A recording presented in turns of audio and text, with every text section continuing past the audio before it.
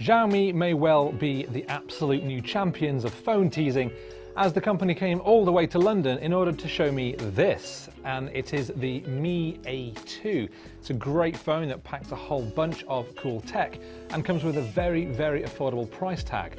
I thought this was lovely, what a great idea. But the problem for me is that while this phone is going on sale in 40 countries, I'm told, those countries won't include the UK or the US, so it's not going to be particularly easy to get hold of, certainly not for me here in London, which is very disappointing, and I'll tell you a few reasons why. First of all, what I like about this phone is the overall design. It's slim, it's easy to hold, even though it's got this big 6-inch screen. I do like the soft gold color on the back, and yes, you could very easily argue, but it looks quite a lot like an iPhone. In fact, I've got the iPhone X here. You may see certain resemblance in this dual camera unit on the back. You'll also notice a fingerprint scanner on the back, and the front, this screen goes all the way from edge to edge, which I think is pretty cool. Now that screen itself, as I said before, is 6 inches, technically 5.99, but let's round that up for the sake of it. It's got a full HD plus resolution, so all the icons and the small text look perfectly crisp, and sure, maybe it doesn't have the clarity of some of the 4K displays that we've seen around, but perfectly enough for Twitter and Instagram and any of the games you're likely to play. And in fact, speaking of gaming, inside this phone is the Qualcomm Snapdragon 660 processor, which in my time with the phone over the last few days has been more than powerful enough to play most of the games I've wanted to play. So I have no problem with the amount of power that this thing has got.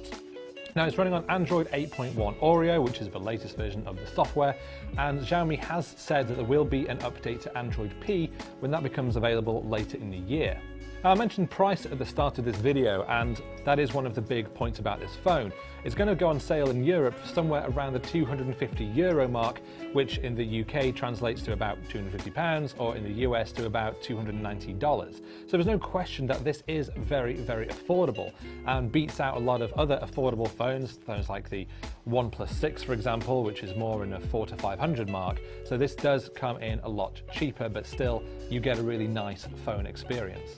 So we've seen as well that it has got this dual camera unit on the back. Now that allows this phone to do the zoomed in portrait mode shots that we've seen on various other phones, including the iPhone, of course. I've had a quick play with those and we've seen pretty good. Outdoor shots are vibrant, they've got good contrast, the colors look nice, and the HDR mode works quite well. And over in the front, of course, we've got the front facing camera, which takes pretty decent selfies as well.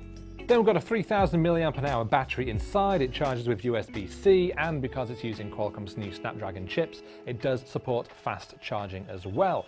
So overall, the Mi A2 does seem like a really good bit of kit for such a low price. So personally, I am very disappointed that this phone isn't on wider release. I'd love to see this more widely available across Europe and across the US as well. I mean, you could of course try to buy it through one of the various unofficial Amazon resellers, but personally I'd recommend looking for phones that are officially on sale where you live. So maybe look towards brands like Huawei's Honor if you're trying to get a decent phone on a budget.